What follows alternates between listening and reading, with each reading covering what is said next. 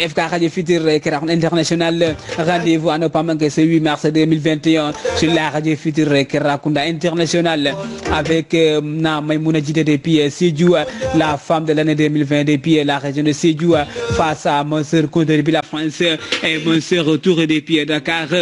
accompagné de non-est sur la Radio Futur Kerakunda International. Badina Hanbi Kafale Minketa Minjina Ken invité ce 8 mars 2021 sur la Radio Futur Kerakunda International et Kafole na Maïmouna Djité depuis Sédhiou, la région de Sédhiou, la femme de l'année 2020 depuis Sédhiou. Journée internationale de la femme depuis Sédhiou, na Maïmouna Djité depuis Sédhiou, la femme de l'année 2020 depuis Sédhiou, face à mon sœur Conte depuis la France et mon sœur Retour accompagné de non-stress. Rendez-vous à ne pas manquer ce 8 mars 2021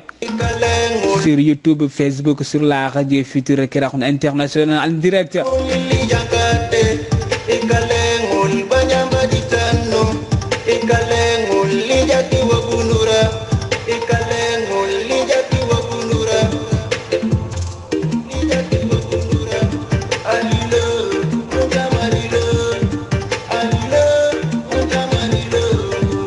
Rendez-vous à ne pas manquer ce 8 mars sur la Radio Futur Kerakunda International.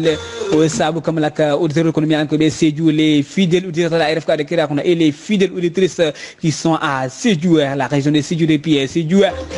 Analba de Malamou Finketa non stressé sur la Radio Futur Kerakunda International avec Na Maïmouna Djité depuis Sédhiou, la femme de l'année 2020 depuis Sédhiou.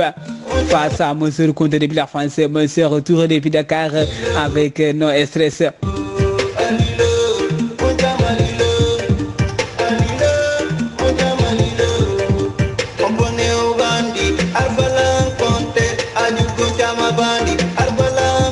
Na Maïmouna Djité depuis la région de Sédhiou face à mon sœur Conte depuis la France et mon sœur Retour depuis Dakar. Pour le ketan invité de Minketa na Maïmouna Djité depuis Sédhiou Badina Hanbi on m'a invité ce 8 mars 2021. Journée internationale de la femme depuis Sédhiou. Na Maïmouna Djité sera notre invité depuis Sédhiou sur la Radio Futur Kerakunda International.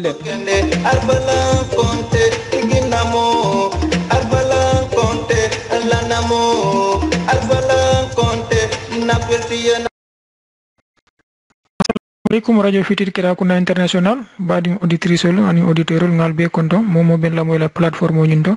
wala min ben la moy na chaîne YouTube wala wala Facebook wala ngal be konto manyina mola ka fale han kabi commune dal Dakar kanyami al badi ma arfan lan konte wolna Dakar la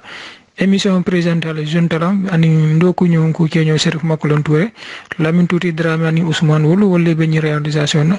et Kafale bi on est vraiment ravi et très honoré minami recevoir les Kafale na Maïmouna Djité depuis Sédhiou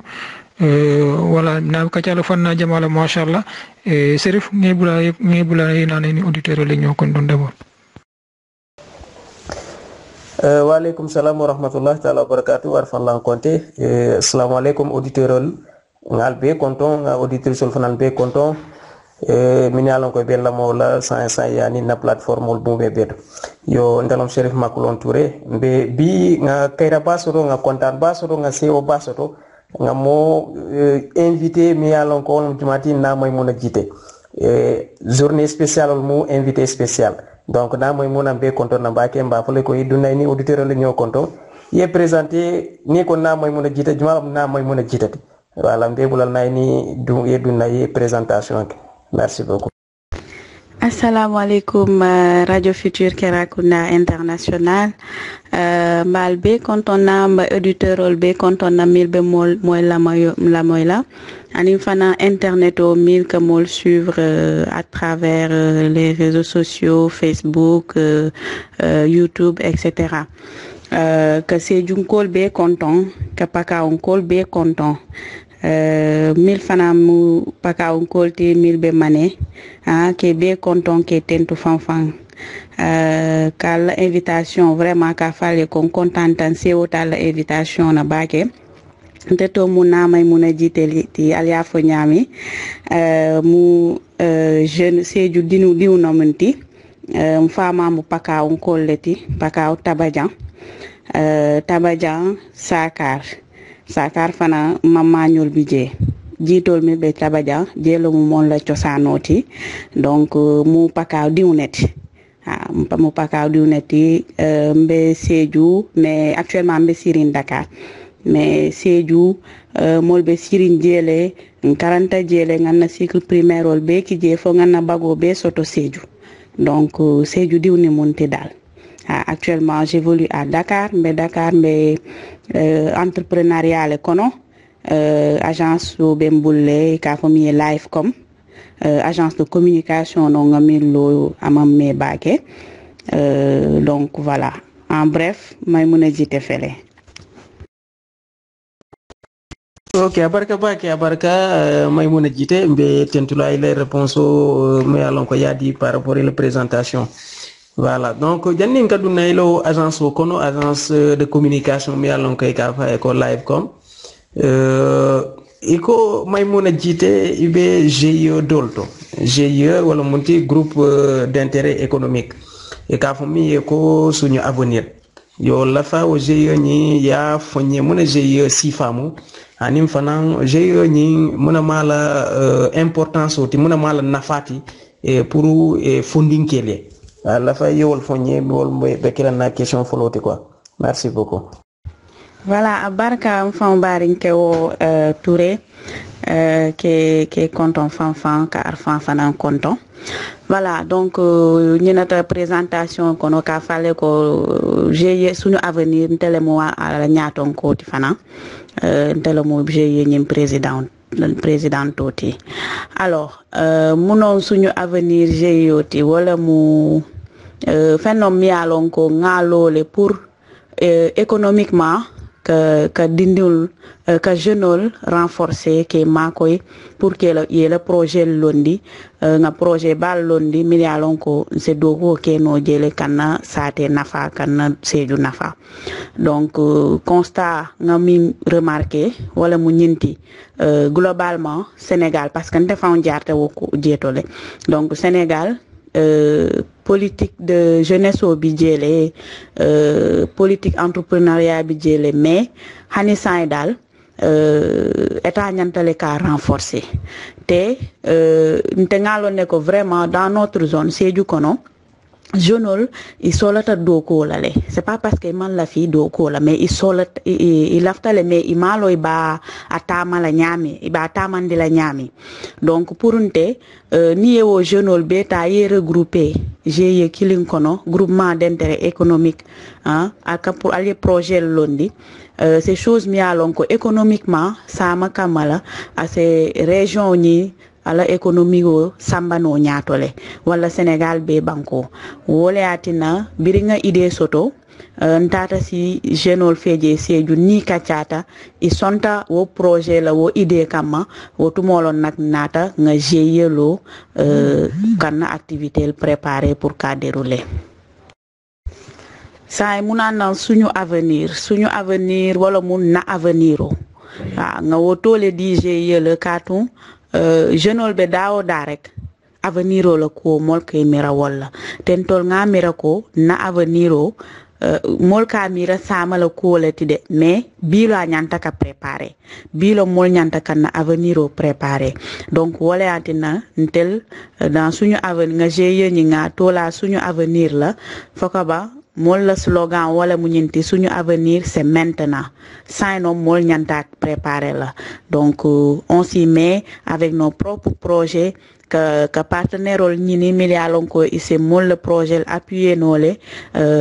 ka projet développer au fur et à mesure ngata abe yel jeune dol fanam fejele fo GIE ay tañato dal. Ok, merci beaucoup Maimouna, merci monsieur Touré. Alors,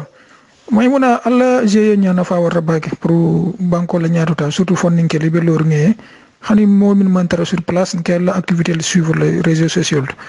Alors, ni o je ko mi folo kana Mario Kunkono wala ñinna ñinde mosa keno ñadi foye ida bula je quoi. Comme par exemple les jeunes de Pakao dans le secteur le 40 ba fo Kolibanta. Donc, à l'activité, le faut dire ma follow. Et qu'est-ce que ces jeunes-là aussi, n'y a pas de pour qu'à la GIE intégrer. ou bien qu'est-ce que vous attendez? Quels sont les mune adasatale pourquoi al fanale nan no ma fona kawul jeune fanal ma koy qui formé comme alka kenyami dans d'autres localités de la région de Sédhiou. Question ni adiata nye bakele be savoir la vraiment ka réponse au dini question na. Zone lo mi alon ko adiata nye bake parce que na ma fon non na pas kaolon. Et j'ai toujours rêvé pour que ni pas ka jeune do ko ke fan parce que na région kono potentialité jama bi jele mi alon ko nyanta ka exploiter fan. Alors, pour un début, comme j'ai eu Birim Molialo, ça fait peut-être 2 mois et demi. Molbe aspect formation la carte un jeune, Janibe projet londi là, faut y a à former, faut à compétences demander un soto milialonko théoriquement comme pratiquement ni projet l'autarek à sa dérouler nolé. Voilà, donc pour le moment on est dans les phases de formation, on n'est pas encore entré dans le phase de l'entrepreneuriat en tant que tel. Molmandou entrepreneuriat le Carola. Formation de Carola, nga formation organisée c'est du amamé.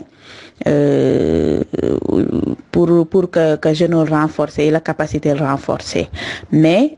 pour les jeunes au niveau de Pakao aussi, ni sur le temps na wato wati se déplacer no len setano ifeje que formation que mais également que kadibe molbe organiser les nyami parce que ko direct organisation non c'est organiser no les autour de GIE Dieto ou bien yena mol rejoindre mol GIE to nga collaboration ke mais dans tous les sens ko direct ka kachalon et puis ka dibe molbe orientation juma l'état là ani molbe organiser no la nyadile foko be sita nyato voilà. Ok, machallah ngamira ngeni musé touré tuñolo ko ngamira fana be jeune organiser au ma fonele ina e collaborer pour le service aussi futanu manyami soit yena nje ya des villages ate bal bi jelo tel que 40 ba wala jare man ko no ñolu marandam jusqu'à Dakar wala ikay rejoindre. Alors ni mbodo ko la présentation ko ya fonu nje 5 imu entrepreneur directeur de société de meeting sa fonu agence de communication Lifecom il lafta ke ñi ninka minna mune motiver pour que du entrepreneuriat ko manam fansun do ko la wala de kabide 40 ye bandita do ko ñino sur le marché comme tous les presque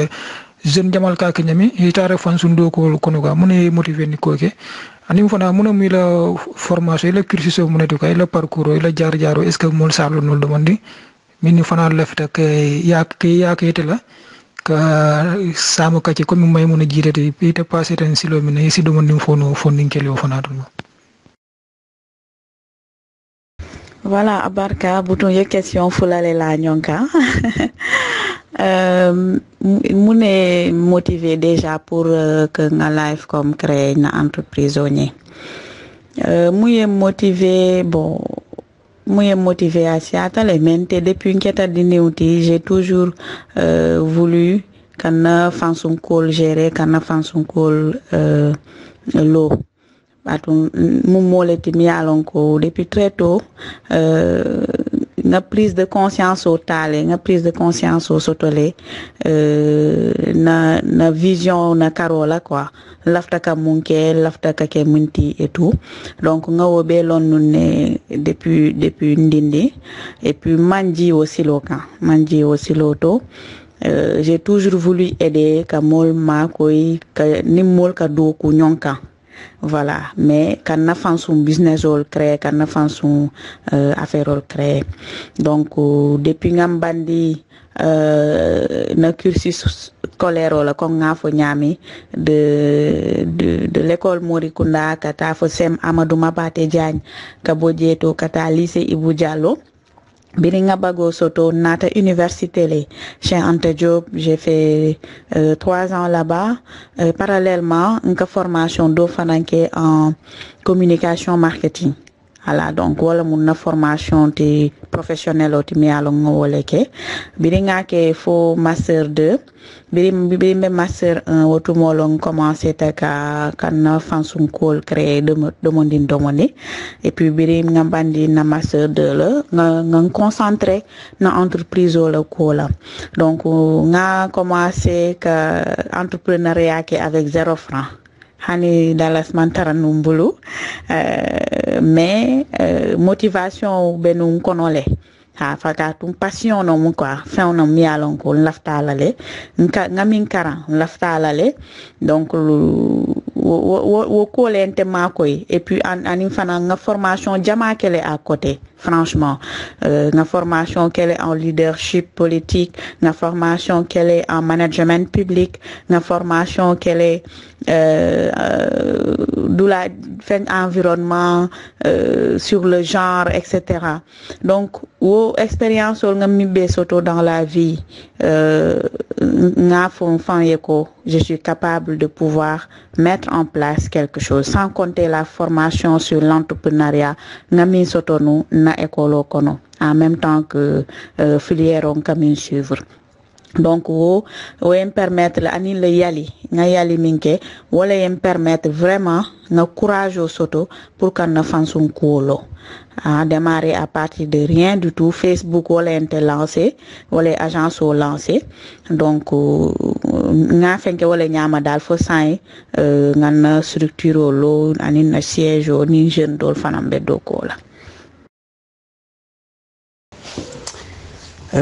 Abarka Bake na Maïmouna Djité et démarrer avec 0 francs et venir jusqu'à ce que y ait le siège ani structure ani bifre niveau minto ou cela prouve que imu combattant au fond imu linger au fond. Voilà, donc je rappelle que na Maïmouna Djité nteni arfan tol bena 40 nyonkane lycée sem Amadou Mapata Diagne wayna fa lycée Ibou Diallo presque mbe ngamra mbe bako soto année kilenale 2008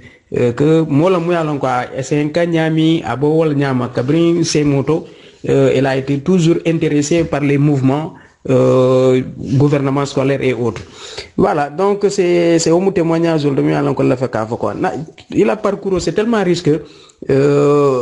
état be fono là parce que c'est on est tenu par le temps mais la fait dindi yemru ñena live comme il a activité mu munati réellement manama l'activité ni bototo ena fonyentol mi alon ko be pakaw jeune mi alon ko be pakaw principalement les jeunes filles ici mon conseil sifa dino la pour que il a étudié le fanala ni la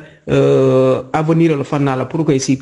futano comme na moy muna jité futata kiti o minto merci beaucoup. Alhamdulillah abarka pour témoignage et tonya kesole fo kato laftanu mouvement ni association na bakele vraiment fo school lomu fo gouvernement scolaire o ka fo le nyama sai ani nyin clubol menun club jamale kono en même temps club français anglais et tout vraiment tu me rappelles des choses donc je suis même nostalgique. Voilà, donc live comme mon activité principalement communication d'entreprise au leke, c'est-à-dire bi entreprise au media lonko ils solata des plans de communication, des stratégies de communication pour orienter et renforcer l'image de leur entreprise bi tel kalo au service au leto pour kakeye anim fana conception graphique la carole c'est-à-dire aka affichol dada aka t-shirtol dada Lacoste banderole bachol tout ce qui est support visuel ha molka wodoko kele anim fana le marketing digital de carole franka mka kele ka site internet ol kele que application sur mesure etc. Donc tout ça ce sont nos services au niveau de l'entreprise. Voilà, ani fana impression na Carola nga folé je pense casquette ni fenkol donc au Carole ani fana événementiel. Bon, bien vrai que birim coronavirus on a taxani sai secteur événementiel ni impression na Carola beta la doko jita bakele excusez-moi mais événementiel le Carolan tel que gala des Baobab organisé chaque année le prix Macky Sall un séminaire fana organisé des fois mun lafta ka mini foire ke et que mol ki le ngana organisation ke etc. Donc c'est ça en gros de manière très ramassée mo le service que mi offrir entreprise au kono. Alors ça nin tata et la question fula njanto mbakele nyadi les faux que les jeunes filles inspirées, les femmes qui inspirées. Voilà, que communauté wala plus parce que c'est ce que je souhaite qu'il y ait plus que des names dans tout le Pakao, dans le Sédhiou, partout au Sénégal, en Afrique, dans le monde, qui est des femmes beaucoup plus déterminées que moi. Parce que c'est vrai que c'est pas facile d'être femme et en même temps d'être chef d'entreprise, en même temps d'être dans nos sociétés. En Afrique, mais n'empêche, je pense que y a rien d'impossible pour moi.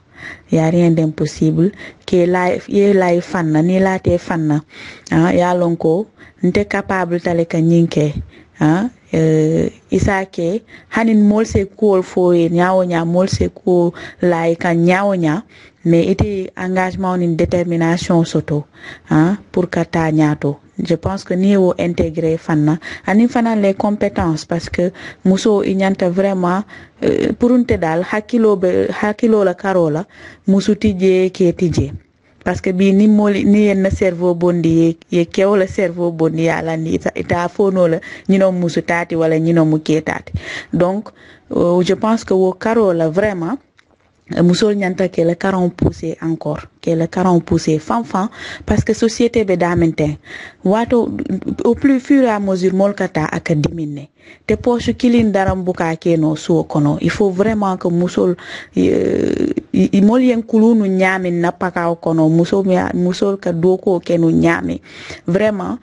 mondo ka évoluer peut-être ça faro kono tate fenke no la baake etc. mais ni tate école foye la diplôme soto ise wakili pour fana yela métier soto mialon vraiment wose ila sate makoy nole donc wole ka développement nati katumbe daminja Sénégal ou Afrique banco hani au niveau mondial les femmes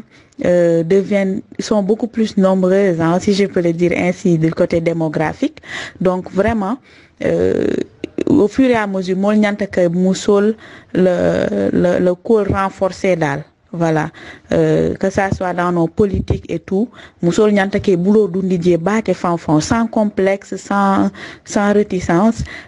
ka foko ñanta ka participer nga rolo soto le mi alon ko na société kono ñanta ka participer minna te je pense que ni e bulo bulaje doron à ce que nole katun tel pakao d'après l'histoire que les livres que j'ai eu à lire etc.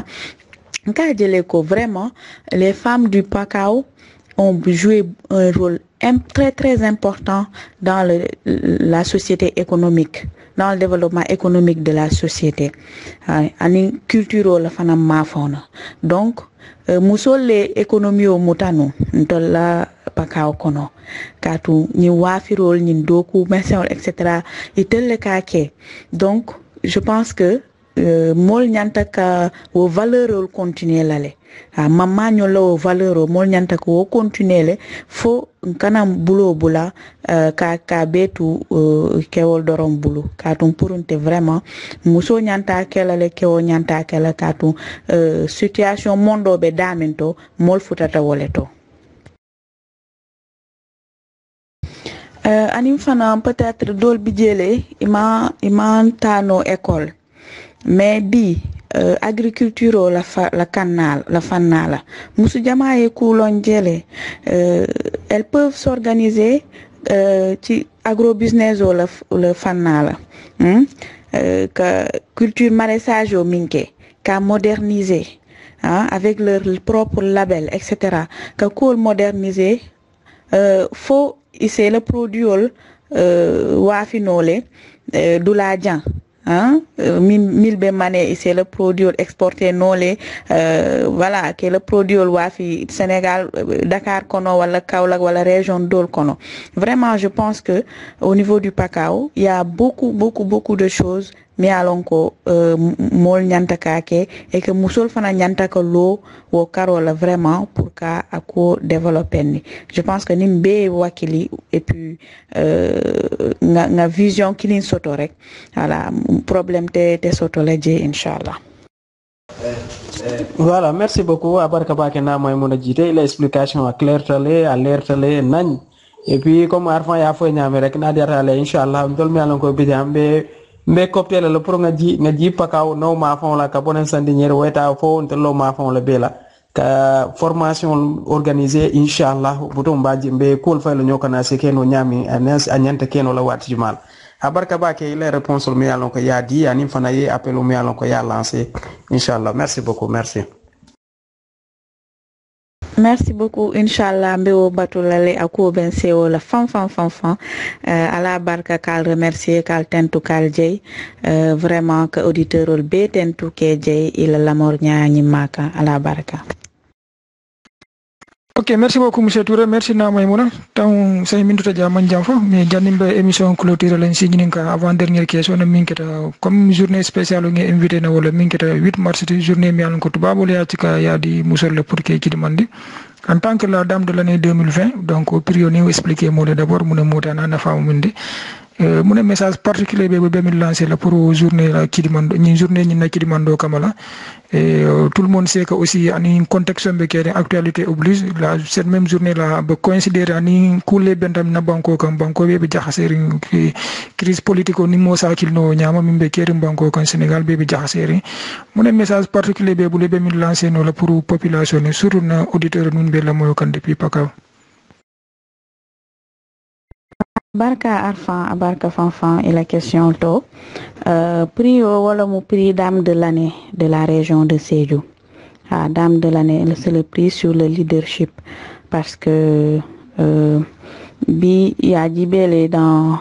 au niveau de Sédhiou jeune milliard ko est nominé parmi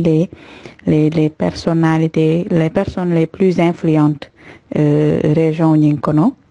Birim votol keta donc je suis sortie grandement largement devant wala mu ñinti wala yatina nga ñim prio dina pour vraiment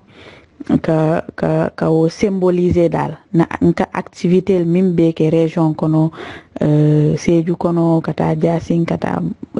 Doulal Beto les autres départements donc bi jeunol ye wala je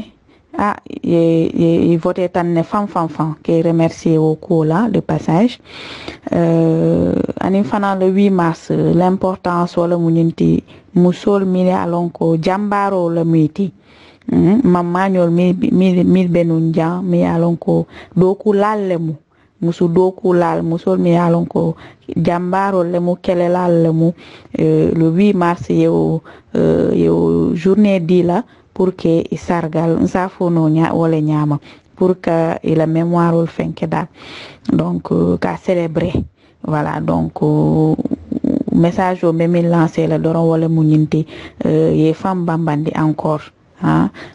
faut qu'on valeur renforcer ani éducation dindion la éducation jeune la éducation vraiment il faut que wo fanala molé lo ko la nga veiller baké mais glisser la demande d'une situation mol be damin tente actuellement Sénégal comme dun fenke politiquement janjaw ketale janiro be kala Doulal Beto manifestation be kala vraiment pour unte dal politico la fanala mo se manifester no le sans ye wandi fen jani wala ye wandi fen ta wala ye wandi fen be kasar katinya donc vraiment mobe droit sotole ka manifestation ke mais tiñaro wax deug yalla nte wo concevoir no la parce que pour ntel surtout la jeunesse ntel ñanta ka na sate data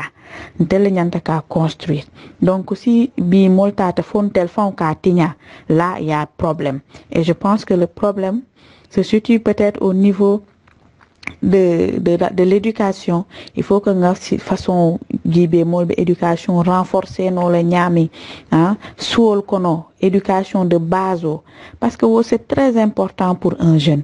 Éducation de base wala mo éducation follow inyanta ka min di dindiwna suo kono d'abord jannabita école ntel nga wo sotole wala yake fo bi mol ya lon ne mbota dami bi mol ya lon ne juma ñol le mu mama ñolti patu moni fanlo ku jama bi jele ite hani la fankake société kono vraiment mol ñanta wo ko jibe la le côté ke c'est le message que je peux dire vraiment. Et puis nga violence nga landi duma revendication c'est que manifestation c'est que mais tiñaro nga wo ko landi duma et puis justice au fana ay ke ni situation to parce que chose mi alon ko peut-être sénégalais lafta ka long et puis que information ken dol fana soto et je pense que justice doit être faite car tout le monde pays sa tête mi alon ko démocratie be janne donc démocratie be daaw da rek voilà molbe liberté sotole pour que diamu pour que manifester etc. Donc vraiment ça équilibré no les dal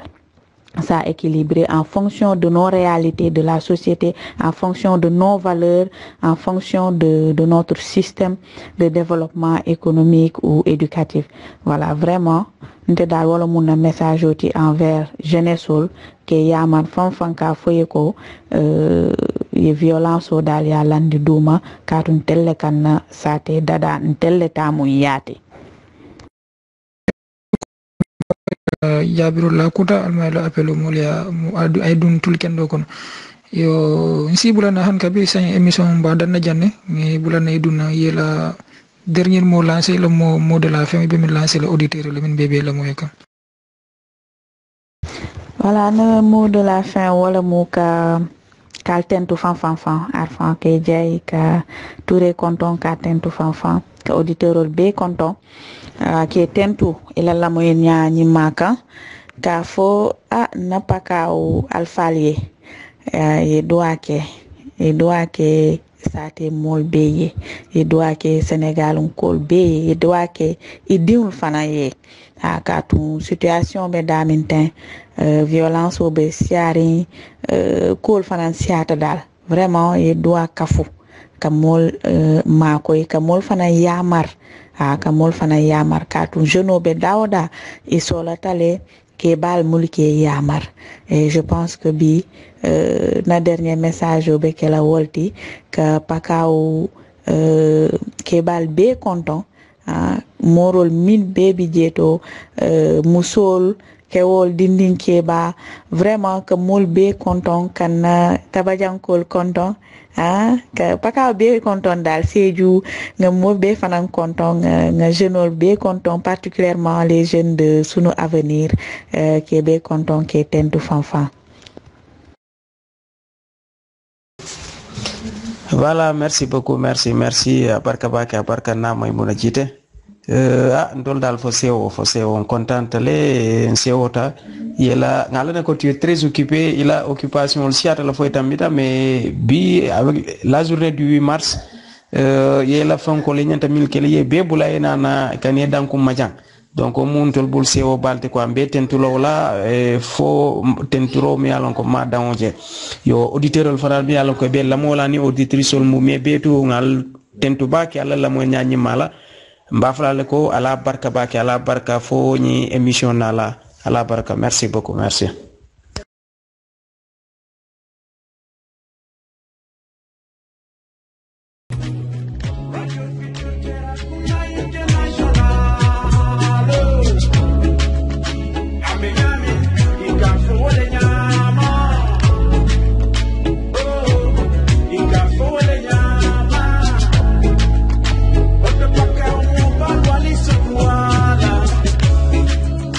Baka wani yolo wani sudu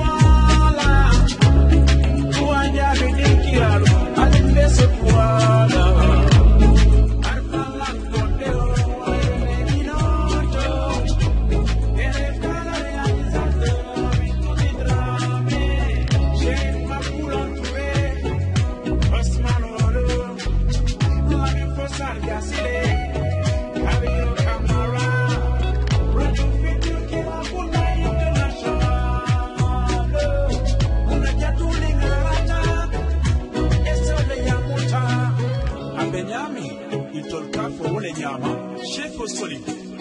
radio futur kera kunda international la barmadore matiti